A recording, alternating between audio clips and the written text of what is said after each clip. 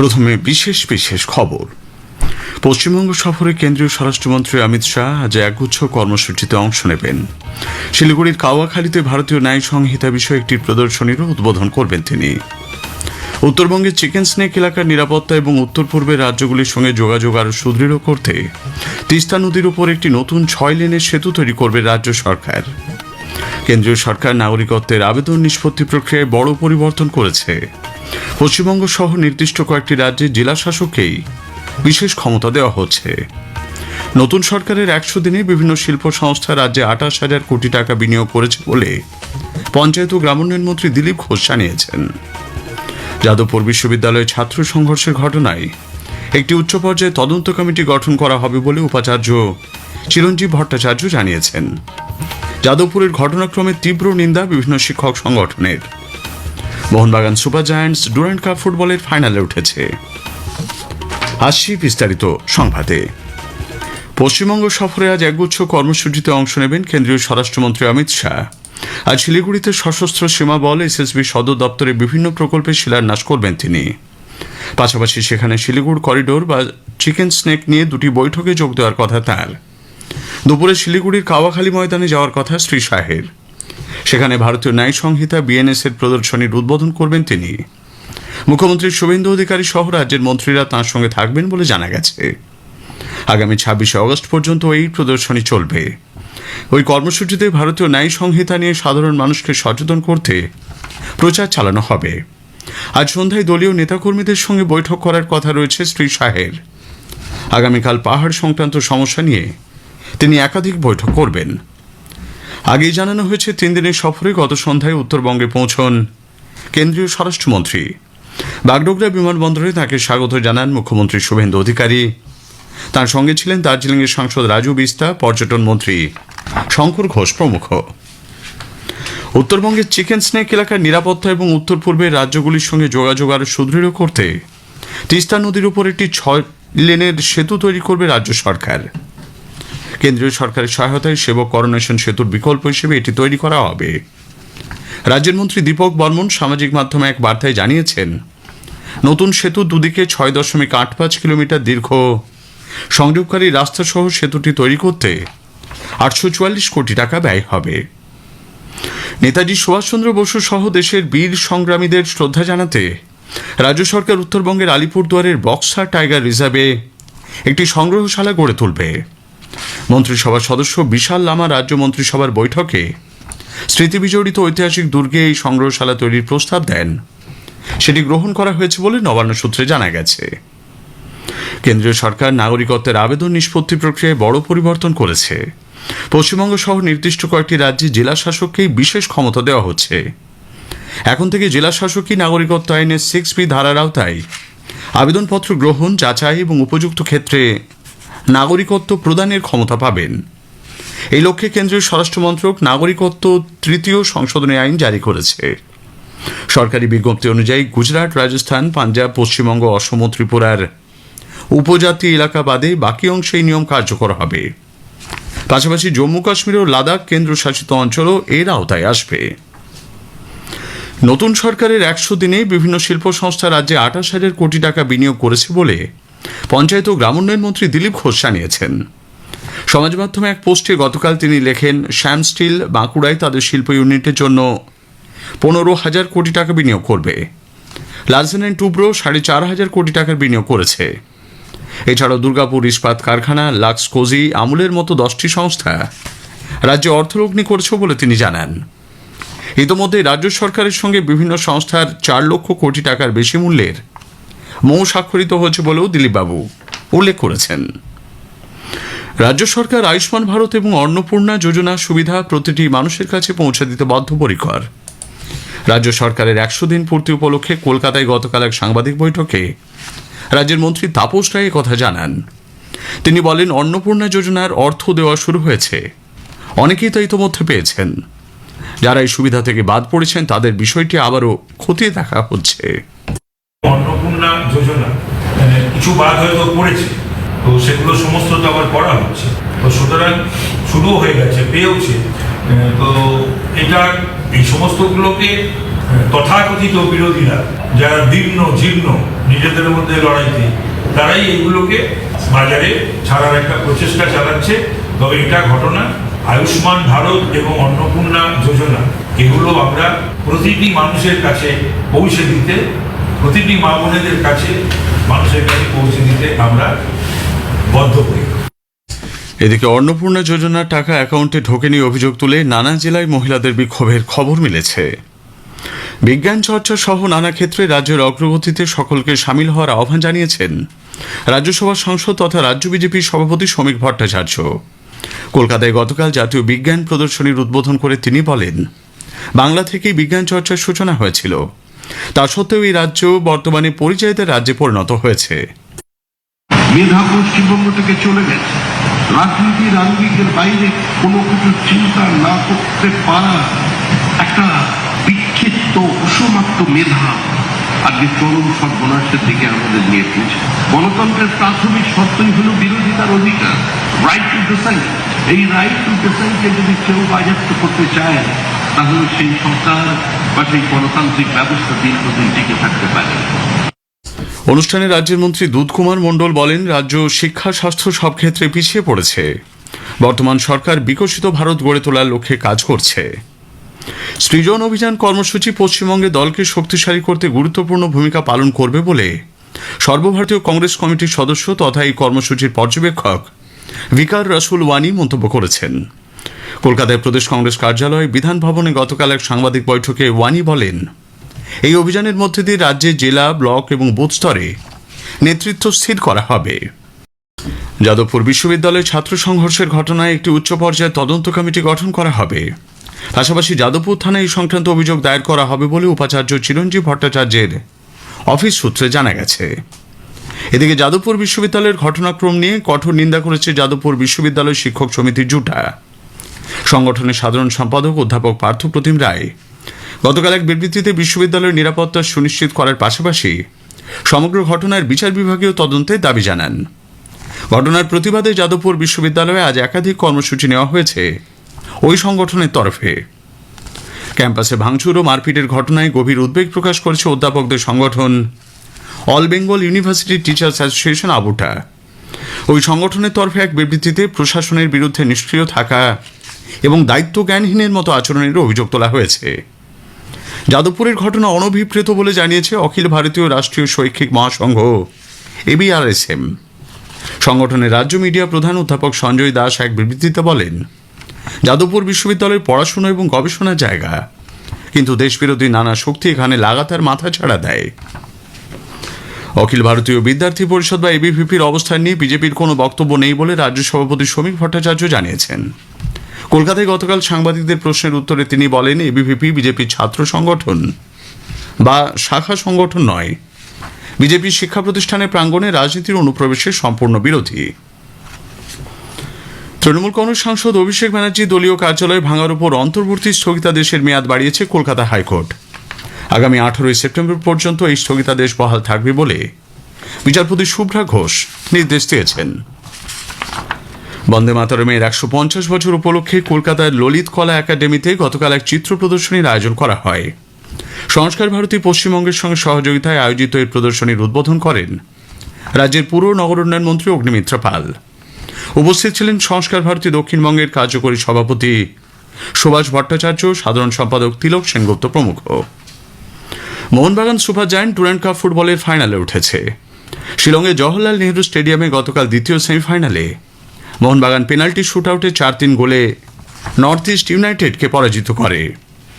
রবিবার যুব ভারতীতে ফাইনালে মোহনবাগান সুপার জায়ান্ট ইস্টবেঙ্গলের বিরুদ্ধে খেলবে। শেষ করার আগে স্থানীয় সংবাদের বিশেষ কিছু অংশ আরও একবার। পশ্চিমবঙ্গ সফরে কেন্দ্রীয় স্বরাষ্ট্রমন্ত্রী অমিত শাহ একগুচ্ছ কর্মসূচিতে অংশ নেবেন। উত্তরবঙ্গের চিকেন্স লেক এলাকার নিরাপত্তা এবং উত্তর পূর্বের রাজ্যগুলির সঙ্গে যোগাযোগ আরও সুদৃঢ় করতে তিস্তা নদীর উপর একটি নতুন 6 লেনের সেতু তৈরি করবে রাজ্য সরকার। Mohun Bagan Super Giants Durand Cup ফুটবলের ফাইনালে। স্থানীয় সংবাদ শেষ হলো। এখনকার বিশেষ বিশেষ খবর হলো, প্রধানমন্ত্রী নরেন্দ্র মোদী দেশের ভবিষ্যৎ কেমন হওয়া উচিত সে বিষয়ে দীর্ঘমেয়াদী দৃষ্টিভঙ্গি নিয়ে চিন্তাভাবনা করার জন্য বিভিন্ন দপ্তরের সচিবদের আহ্বান জানিয়েছেন। প্রধানমন্ত্রী নরেন্দ্র মোদী ও জাপানের প্রতিরক্ষামন্ত্রী সেনজিরো কোইজুরির মধ্যে ভারত জাপান বিশেষ কৌশলগত ও আন্তর্জাতিক অংশীদারিত্ব আরও জোরদার করার বিষয়ে আলোচনা হয়েছে। মহারাষ্ট্রের পুনায় আজ দ্বাদশ ব্রিক্স যোগাযোগ মন্ত্রীদের বৈঠক শুরু হচ্ছে। কেন্দ্রীয় স্বরাষ্ট্রমন্ত্রী অমিত শাহ 3 দিনের সফরে পশ্চিমবঙ্গে এসেছেন। নাইজেরিয়া এক নৌকাডুবির ঘটনায় 47 জন প্রাণ হারিয়েছেন। হকি বিশ্বকাপে ভারতের মহিলা দল দ্বিতীয় রাউন্ডে উঠেছে। আজ তারা নেদারল্যান্ডসের মুখোমুখি হবে। আসছি বিস্তারিত খবরে। প্রধানমন্ত্রী নরেন্দ্র মোদীর সভাপতিত্বে গতকাল তার বাসভবনে ভারত সরকারের সচিবদের সঙ্গে তৃতীয় পর্যায়ের বৈঠক অনুষ্ঠিত হয়। তিনি পরিকাঠামো, যোগাযোগ ব্যবস্থা, নিরাপত্তা, বিদেশ বিষয়ক এবং সুশাসন এই ক্ষেত্রগুলির সঙ্গে যুক্ত বিভিন্ন মন্ত্রক ও বিভাগের ভবিষ্যৎ কর্মপরিকল্পনা নিয়ে আলোচনা করেন। দেশের ভবিষ্যৎ কেমন হওয়া উচিত সে বিষয়ে দীর্ঘমেয়াদী দৃষ্টিভঙ্গি নিয়ে চিন্তাভাবনা করার জন্য তিনি সচিবদের আহ্বান জানান।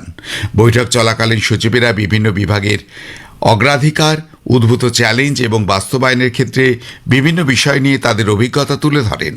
ক্যাবিনেট সচিব, গুরুত্বপূর্ণ মন্ত্রক, বিভাগের সচিব এবং প্রধানমন্ত্রীর কার্যালয়ে বরিষ্ঠ আধিকারিকেরা বৈঠকে উপস্থিত ছিলেন। ভারত সফরে আসা জাপানের প্রতিরক্ষামন্ত্রী সেনজিরো কোইজিমু গতকাল প্রধানমন্ত্রী নরেন্দ্র মোদীর সঙ্গে সাক্ষাৎ করেন। বৈঠকে প্রধানমন্ত্রী মোদী ভারত ও জাপানের মধ্যে বিশেষ কৌশলগত ও আন্তর্জাতিক অংশীদারিত্ব জোরদার করার বিষয়ে তার দৃষ্টিভঙ্গি তুলে ধরেন। পাশাপাশি ভারত প্রশান্ত মহাসাগরীয় অঞ্চল ও এর বাইরে শান্তি, স্থিতিশীলতা ও সমৃদ্ধি বজায় রাখার ক্ষেত্রে ভারত ও জাপানের মধ্যে প্রতিরক্ষা ও নিরাপত্তা সহযোগিতার গুরুত্বের উপর জোর দেন। প্রধানমন্ত্রী বিশেষ করে মেক ইন ইন্ডিয়া কর্মসূচির আওতায় যৌথ উন্নয়ন ও যৌথ উৎপাদনের লক্ষ্যে জাপানের জন্য ভারতীয় কোম্পানি ও স্টার্টআপগুলির সঙ্গে অংশীদারিত্বের সুযোগগুলির কথা উল্লেখ করেন। জাপানের প্রতিরক্ষামন্ত্রী কোইজুমু দ্বিপাক্ষিক প্রতিরক্ষা সহযোগিতার অগ্রগতির বিষয়ে প্রধানমন্ত্রীকে অবহিত করেন এবং ভারতের সঙ্গে সম্পর্ক আরও গভীর করার বিষয়ে জাপান সরকারের অব্যাহত অঙ্গীকার পুনর্ব্যক্ত করেন। প্রধানমন্ত্রী মোদী চলতি বছরের জুলাই মাসে ষোড়শ ভারত জাপান বার্ষিক শীর্ষ সম্মেলনে জাপানের প্রধানমন্ত্রী সানায়ে তাকাইচির সঙ্গে অনুষ্ঠিত বিস্তারিত আলোচনার কথাও স্মরণ করেন। এছাড়া ভারত জাপানের মধ্যে প্রতিরক্ষা সহযোগিতার ক্ষেত্রে যে ধারাবাহিক গতি বজায় রয়েছে তারও প্রশংসা করেন। মহারাষ্ট্রের পুনায় আজ দ্বাদশ ব্রিক্স যোগাযোগ মন্ত্রীদের বৈঠক শুরু হচ্ছে। কেন্দ্রীয় যোগাযোগ মন্ত্রী জ্যোতিরাদিত্য সিন্ধিয়া বৈঠকে সভাপতিত্ব করবেন। তথ্য ও যোগাযোগ প্রযুক্তি, ডিজিটাল রূপান্তর, উদ্ভাবন এবং শক্তিশালী ডিজিটাল পরিকাঠামো গড়ে তোলার ক্ষেত্রে পারস্পরিক সহযোগিতা জোরদার করার বিষয়ে আলোচনার জন্য ব্রিক্স সদস্য দেশগুলির যোগাযোগ মন্ত্রী ও ঊর্ধ্বতন প্রতিনিধিরা এতে যোগদান করছেন। নতুন দিল্লি যন্তর মন্তর ও দেশের অন্যান্য স্থানে সম্প্রতি ছাত্র বিক্ষোভের সময় বিভিন্ন হিংসাত্মক ঘটনার অভিযোগগুলি নিরপেক্ষভাবে খতিয়ে দেখার জন্য সুপ্রিম কোর্ট শীর্ষ আদালতের প্রাক্তন বিচারপতি সুভাষ রেড্ডির নেতৃত্বে 5 সদস্যের এক উচ্চ ক্ষমতাসম্পন্ন তদন্ত কমিটি গঠন করেছে। অন্যদিকে কেন্দ্রীয় মন্ত্রিসভা লাদাখে জম্মু কাশ্মীর হাইকোর্টের একটি বেঞ্চ স্থাপনের বিষয়ে অনুমোদন দিয়েছে। স্বরাষ্ট্রমন্ত্রী অমিত শাহ গতকাল সামাজিক মাধ্যমের এক পোস্টে এই সিদ্ধান্তের কথা ঘোষণা করেন।